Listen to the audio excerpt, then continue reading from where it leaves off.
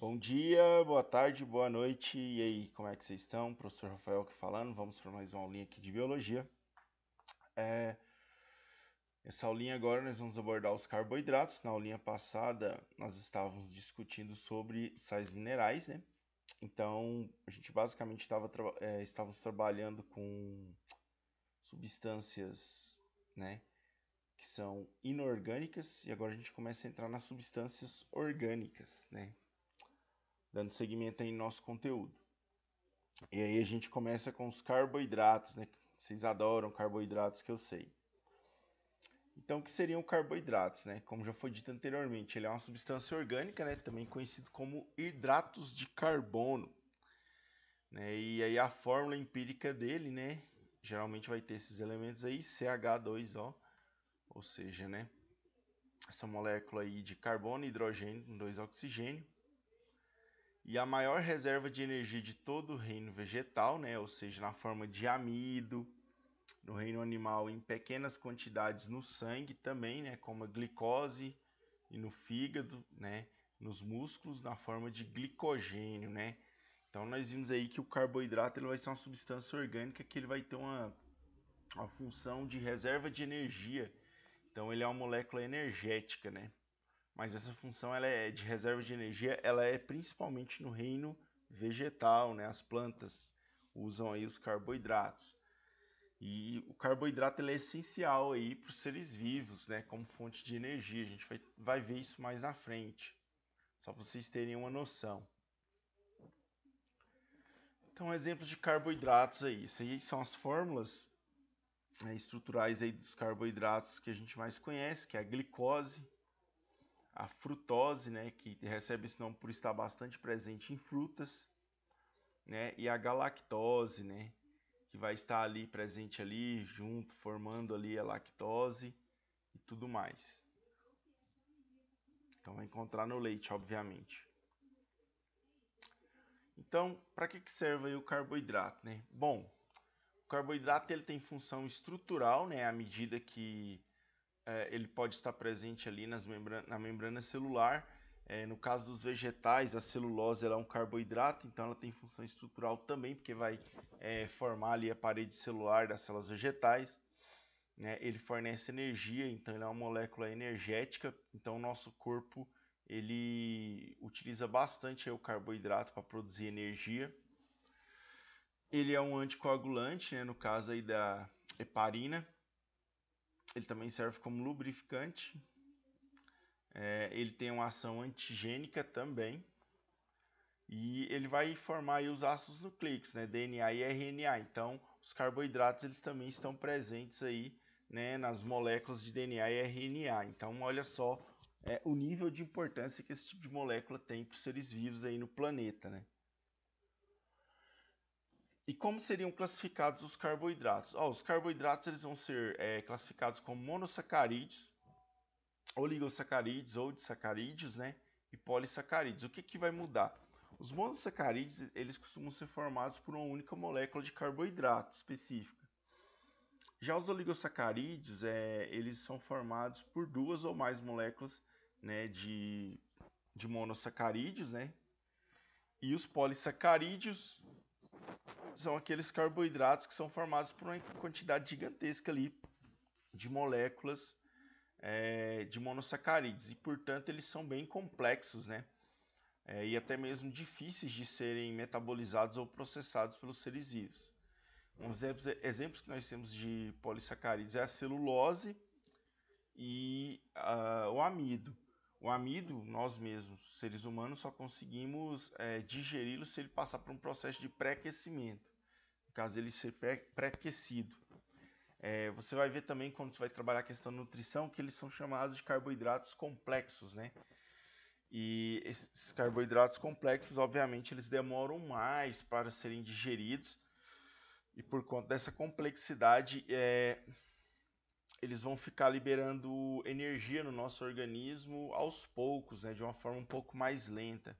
Por isso que quando está fazendo dieta, eles recomendam a ingestão desse tipo de carboidrato. Né, e evitar os carboidratos simples, no caso aí, os monossacarídeos e até os oligosacarídeos, porque como eles são um pouco mais simples que os polissacarídeos, eles vão ser digeridos e metabolizados pelo nosso organismo muito rapidamente, e aí eles vão gerar picos de energia, picos de glicose no nosso organismo, e dependendo do que você estiver fazendo, o seu corpo ele não vai gastar aquela energia, aquela glicose que foi gerada por esses carboidratos. Aí o que que seu corpo faz? Porque o seu corpo ele tende a não desperdiçar. Então ele vai pegar isso aí e vai transformar em gordura. Esse é o problema. Por exemplo, tu vai ali numa festinha de aniversário e aí você come brigadeiro, beijinho, cajuzinho, todo tipo de doce ali e mete a cara no bolo ali, recheado ali com força. E aí você chega na sua casa e vai dormir. E aí você enche o seu sangue ali de açúcar, de glicose, né, e muita energia. Só que você está dormindo, seu corpo não vai precisar desse tanto de energia. Então o que o seu corpo faz? Ele redireciona essa energia e usa ela para produzir gordura e armazenar. E aí você engorda. Então vamos lá, os monossacarídeos, né? Então geralmente eles possuem um sabor adocicado, né? Por isso que são chamados de açúcares aí, os carboidratos, né? E aí geralmente, né, na sua fórmula química ali CnH2O, o número ali que a gente vai ter ali dos carbonos, ele vai variar entre 3 a 7, né? E isso aí faz com que os monossacarídeos eles sejam classificados também. Então, o monossacarídeo que tem 3 carbonos, ele é chamado de triose. O monossacarídeo que vai ter 4 carbonos é uma tetrose, lembre desses nomes aí. Os monossacarídeos com 5 carbonos é uma pentose, são as pentoses, com 6 hexoses, com 7 heptoses. Então, quando o monossacarídeo tiver 3 carbonos, triose, 4 tetroses, 5 pentoses, 6 hexoses, 7 heptoses. Lembra disso daí. Só lembrar ali, o Brasil ele é o que? Hexa, quer ser hepta. Aí vocês lembram aí a quantidade de copas, vai ser a quantidade de carbonos aí.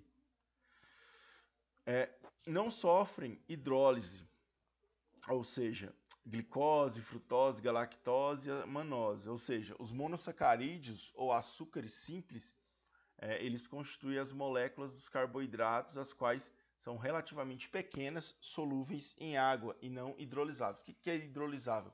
Quer dizer que as suas moléculas elas não são quebradas pela ação da água. Isso que é. Mas por que isso acontece? Porque ele já é muito pequeno, né? Ele é simples. Se você faz a ingestão desses monossacarídeos aí, eles passam praticamente ilesos pelo seu sistema digestório e rapidamente eles chegam até o seu intestino e vão ser absorvidos. Agora o polissacarídeo não. O polissacarídeo ele precisa ser quebrado. Ele vai passar por um processo ali de digestão. Esse processo ele já começa ali na boca com a saliva, porque ele já começa a sofrer hidrólise, né? E aí ele vai passar por um processo de digestão para ele formar justamente esses monossacarídeos aí que são mais fáceis de serem absorvidos pelo nosso organismo, uma vez que eles são menores, são moléculas bem menores mesmo, partículas menores. Então vamos lá.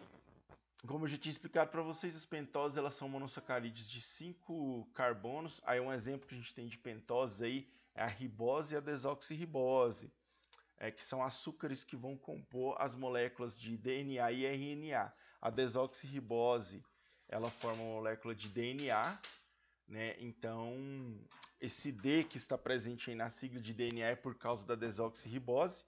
E por isso o DNA ele é chamado de ácido desoxirribonucleico, é por causa da desoxirribose. E o outro é a ribose, né, que vai formar aí a partícula de RNA, a molécula de RNA. Né, e é o motivo pelo qual o RNA tem um R aí em sua sigla, né, que é o ácido ribonucleico, é por causa da ribose. Então, as pentoses são esses açúcares que eles estão presentes nas nossas moléculas aí, DNA, RNA, genéticas, né. As hexoses, né? Então vão ser monossacarídeos de 6 carbonos, como já havia explicado.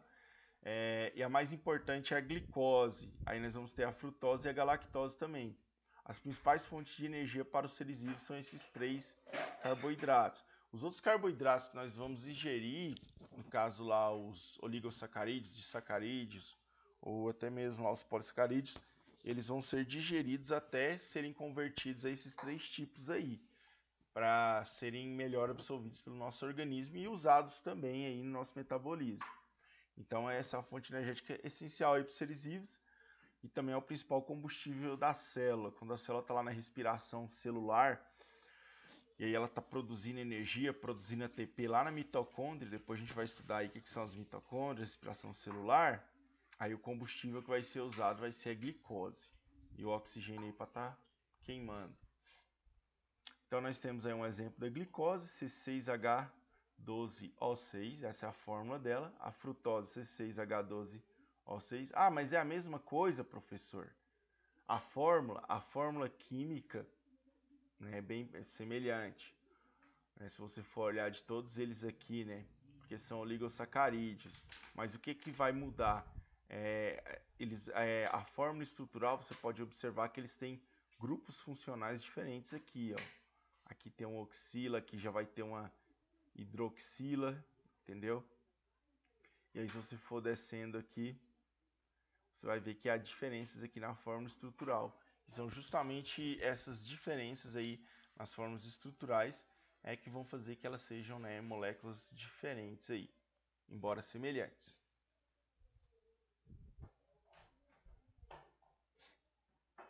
Já os oligosacarídeos, né, é um agrupamento de 2 a 10 monossacarídeos, né, e através de ligação glicosídica, que é o tipo de ligação que os carboidratos fazem, né, para se unir, né, e são os mais importantes, são os disacarídeos, né. Então, quais são os disacarídeos aí? Por exemplo, o disacarídeo, ele, quando por hidrólise, eles vão produzir 2 monossacarídeos. Então, o disacarídeo, geralmente, ele vai ser quebrado ali pela água, né? Ele sofre hidrólise. E isso é bastante importante, até mesmo no processo aí de digestão e absorção pelo nosso organismo. Então, a sacarose, por exemplo, que é o açúcar que nós usamos em casa, quando ela entra em contato com a água, essa sacarose ela se converte em glicose mais frutose, né? A maltose, né, aquele açúcar de malta, a maltose muito usada aí na confecção de doces, né? Alguns doces industrializados e tudo mais, para fazer algumas caldas, fazer algumas coberturas. Quando ela entra em contato com a água, ela vira 2 glicoses. E a lactose, mesma coisa. Você vai tomar o leitinho ali, a lactose que está no leite em contato com a água, ela vira glicose mais galactose. Então, por esse motivo também que os disacarídeos, eles também são chamados de carboidratos de moléculas simples. Como ele sofre essa hidrólise, então dentro da sua boca ali, quando você está ingerindo um alimento que tem esse tipo aí de carboidrato, ali já dentro da sua boca ele já está sofrendo essa quebra, né? E formando essa glicose e essa frutose. Quando ele chegar lá no seu estômago, ele simplesmente vai passar direto ali, vai para o seu intestino, porque não tem mais o que ser digerido, o que ser quebrado. Ele já entrou ali na forma final que ele vai ser absorvido ali pelo seu organismo e usado pela célula também. Aí nós temos os trissacarídeos, né, que é quando por hidrólise produzem 3 monossacarídeos, né. Um exemplo aí é a rafinose, e aí a rafinose em contato com a água, ela vai formar glicose, frutose e galactose. Então esses 3. Alguns suplementos energéticos que o pessoal malha usa, que você vê o carinha tá lá na academia, ele pega um pozinho, mistura na água, a água muda de cor, ele fica tomando aquilo ali. Aquilo ali, o pessoal olha e fala, quem não conhece, é bomba. Ah não, é whey protein. Às vezes até whey protein, dependendo. Tem cara que toma whey protein ali na hora do treino, mas enfim. Mas a maioria das vezes, quando eles colocam ali em mistura, vão ser suplementos energéticos, né? Vão ser carboidratos, uma mistura ali de carboidratos. Não tem só carboidratos, mas a principal mistura é carboidrato. E por que ele faz isso? Se ele vai fazer um treino de 1 hora ali, e ele comeu alguma coisa antes do treino, aí o sistema digestório dele está funcionando, e aí ele toma aquela mistura de carboidrato. Então, assim, rapidamente aquilo ali vai estar disponível na corrente sanguínea dele, vai ser usado pelo músculo. E aí, como ele já está forçando ali, em vez de aquela glicose virar gordura, ela já vai ser direcionada para o músculo dele. E aí dá o que a gente chama de pump. Já os polissacarídeos, né? são aqueles que sofrem hidrólise produzindo grande quantidade de monossacarídeos. E aí nós vamos ter talos, folhas vegetais, camadas externas de revestimento de grãos, que são as cascas, né? Eles vão ser insolúveis em água, exemplo, celulose, amido e o glicogênio. Né? O celulose e o amido eles são encontrados em vegetais e o glicogênio em animais. E o polissacarídeo ou açúcares múltiplos são carboidratos formados pela união de mais de 10 moléculas. Então, mais de 10 moléculas a gente já começa a chamar eles de polissacarídeos, né? E são constituindo assim um polímero de monossacarídeos, geralmente de hexoses, né? Os polissacarídeos não alteram o equilíbrio osmótico das células e servem na função de armazenamento ou reserva nutritiva. Então, eles servem para isso. Então, a gente armazena carboidrato na forma de glicogênio aí nos músculos e no fígado para a gente estar usando aí no nosso dia a dia. E as plantas armazenam isso aí na forma de celulose e amido. Na verdade, celulose não. Celulose, na verdade, ela é mais estrutural e é o carboidrato mais abundante no planeta Terra. Elas armazenam na forma de amido mesmo, nos seus tecidos vegetais ali, cristais de amido. Então, de acordo com a função, né, os polissacarídeos eles podem ser classificados em energéticos e estruturais. Então, o polissacarídeo energético que a gente tem é o amido e o glicogênio. Os energéticos são aqueles que podem ser convertidos em energia, né? E os polissacarídeos estruturais é o caso da quitina. A gente vai ter também a celulose. E poucos seres vivos conseguem digerir, processar isso aí para gerar energia. É bem difícil mesmo. É muito complexo e geralmente com a ajuda de algumas bactérias os seres vivos vão conseguir trabalhar com isso daí. E aí nós vamos ter os elosídeos, né, e heterosídeos. O que seria isso? Né? Os elosídeos são os oligosacarídeos e polissacarídeos que por hidrólise produzem somente monossacarídeos, tipo de açúcar encontrado nas plantas e vegetais. Já a rafinose é um exemplo aí desse tipo aí de elosídeo, né? Ela vai produzir glicose, frutose, galactose. E aí a celulose, né, mais um número aí gigantesco aí de glicose, quando em contato com a água e consegue se dissolver. Os heterosídeos, né, são os oligosacarídeos e polissacarídeos que por hidrólise produzem monossacarídeos e outros compostos, né? Então aí a gente tem os heterosídeos porque são carboidratos que vão estar ligados aí a outros elementos e eles acabam produzindo outros compostos aí quando eles são metabolizados. Então, por exemplo, né, a amidalina, você pode observar aí que em contato com a água ela vai produzir glicose, mas ela também, né, vai liberar aí o ácido nítrico.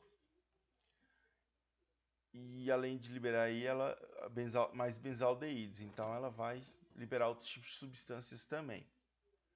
E os derivados de carboidratos aí, né, a gente vai ter amidalina, ácido glicônico, ácido glicurônico, ácido sacárico, né, da sacarose lá, né, o sorbitol, o trinitrato de celulose, o piroxina e o acetato de celulose.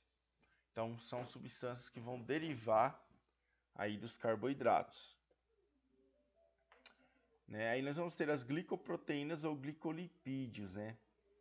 Aqui na nossa célula ali na membrana, né, a gente tem um modelo fluido mosaico, a gente vai estudar mais na frente, e ele vai dizer que a membrana biológica ela vai ser formada por uma bicamada lipídica, né? E aí nessa bicamada aí nós vamos ter o quê? Nós vamos ter inserido diversos tipos de proteínas. E aí por essa razão a gente chama que essa membrana vai ser, né, lipoproteica. E aí nos componentes lipídicos nós vamos ter na camada bilipídica, né? Principalmente o fosfolipídio, que vai formar essa membrana, e os componentes proteicos, nós vamos ter proteínas que estão inseridas nessa bicamada. Nós temos proteínas periféricas, proteínas integrais. As proteínas elas têm várias funções ali na membrana, desde funcionar como receptores, até mesmo controlar a entrada e saída de substâncias na célula. Então, são muito importantes mesmo.